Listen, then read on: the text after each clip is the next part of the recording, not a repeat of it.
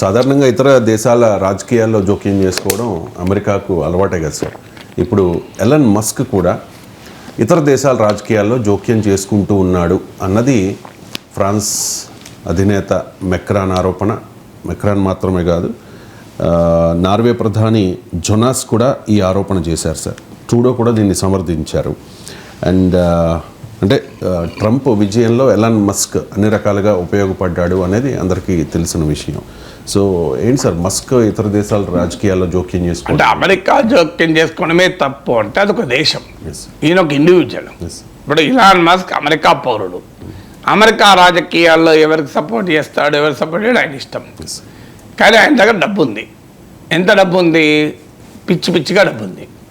ఏం చేసుకోవాలో తెలియనంత డబ్బు ఉంది.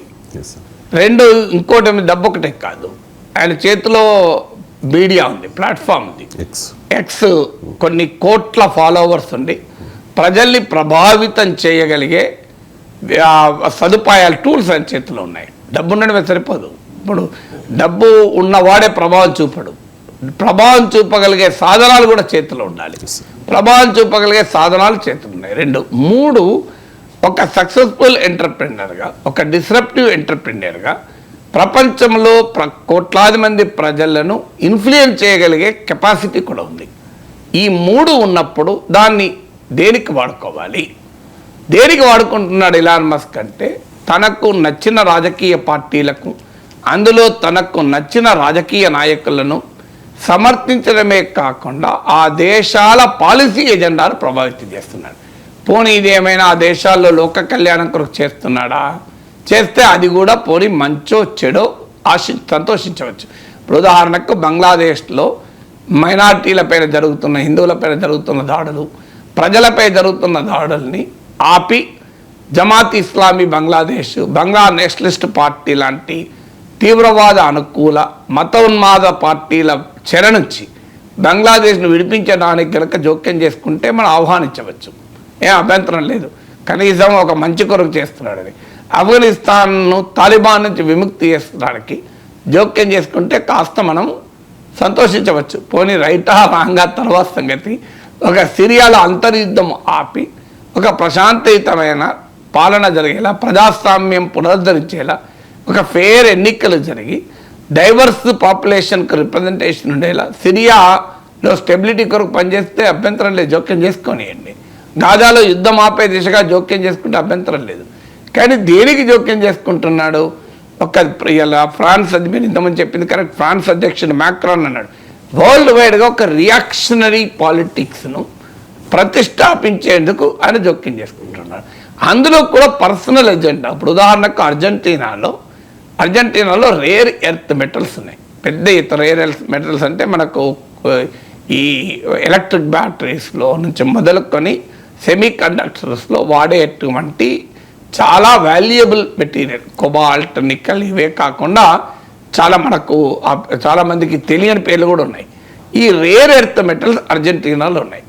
ఈ రేర్ ఎర్త్ మెటల్స్ మైనింగ్ చేయాలా చేయకూడదా అని, అంటే ఇష్టం వచ్చినట్టుగా విదేశీ కంపెనీలు చౌకగా కాలుష్యాన్ని క్రియేట్ చేసేలా మైనింగ్ చేసి అర్జెంటీనా ప్రజలకు ఆ సంపద ఉపయోగపడకుండా దోచుకుని వెళ్తున్నారు.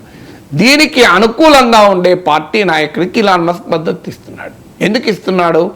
ఆ ప్రో మైనింగ్ లాబీ ఎందుకు? ఈయనకు అవసరం కనుక. ఈయన టెస్లా కానీ ఎలక్ట్రిక్ వెహికల్ ఇండస్ట్రీకి కానీ ఆ రేర్ ఎర్త్ మెటల్స్ అవసరం. అంటే ఇలాన్ మస్క్ తీసుకున్న పొలిటికల్ పొజిషన్ అర్జెంటీనా ప్రజల కొరకు తీసుకోలే, అర్జెంటీనాలో ఉన్న వనరులను దోచుకోవటానికి తీసుకున్నాడు.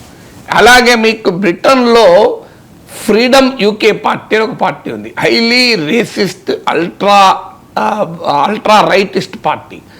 ఆ పార్టీకి మద్దతు ఇచ్చాడు. బట్ మద్దతు ఇవ్వడమే కాదు, భారీగా డబ్బులు కూడా ఇస్తానన్నాడు. డబ్బులు అన్న వరకు ఓకే, ఆయన ఎజెండా, ఆయన ideology, freedom UK party ideology Elon Musk నచ్చింది, డబ్బులు ఇచ్చాడని అనుకుందామంటే అక్కడ ఏం చేశాడు? మళ్ళీ ఆడొక నాయకుడు నైజల్ ఫరాజ్ అనే నాయకునికి మొదలు మద్దతు ఇచ్చాడు. ఆ నైజల్ ఫరాజ్ ఇలాన్ మస్క్ చాలా గొప్ప హీరో, మనకు బ్రహ్మాండంగా డైరెక్షన్ ఇతర అది ఇది అన్నాడు. ఒక్కరోజు తిరగక ముందే నైజల్ ఫరాజ్ వేస్ట్ ఫెలో, వాడు దీపోవాలని చెప్పి స్టేట్మెంట్ ఇచ్చాడు. ఎందుకు స్టేట్మెంట్ ఇచ్చాడు అంటే బ్రిటన్లో ఒక వివాదాస్పద రాజకీయ నాయకుడు ఉన్నాడు, టామీ రాబిన్సన్ అని. Tommy Robinson Elon Musk support చేశాడు, నైజల్ Faraz వ్యతిరేకించాడు.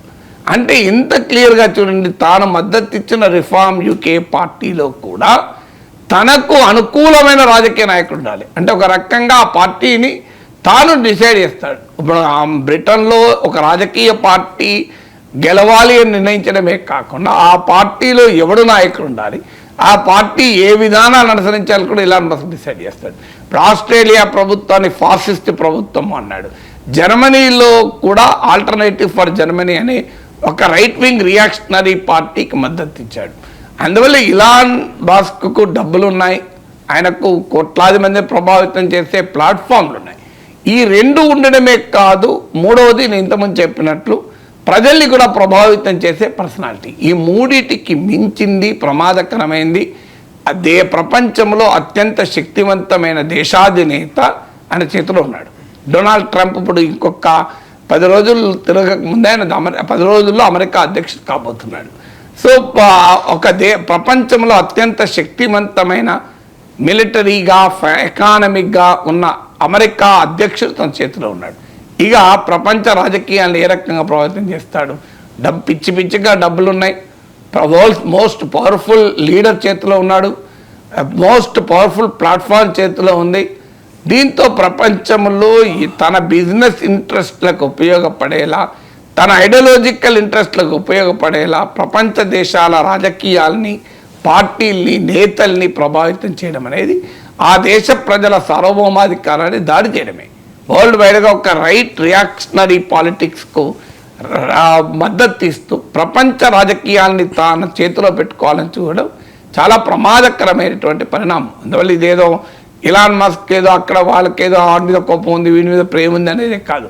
The trend is very dangerous. ఎందుకంటే ఒక కంట్రీలో ఎవరు అధికారంలో ఉండాలనేది ఆ దేశ ప్రజలు నిర్ణయించుకుంటారు. ఇప్పుడు భారతదేశంలో ఎవరు బీజేపీ అధికారంలో ఉండాలా, కాంగ్రెస్ అధికారంలో ఉండగా భారత ప్రజలు నిర్ణయించుకుంటారు. ఇలాన్ మస్క్ నిర్ణయిస్తే వాడు ఒప్పుకుంటామా?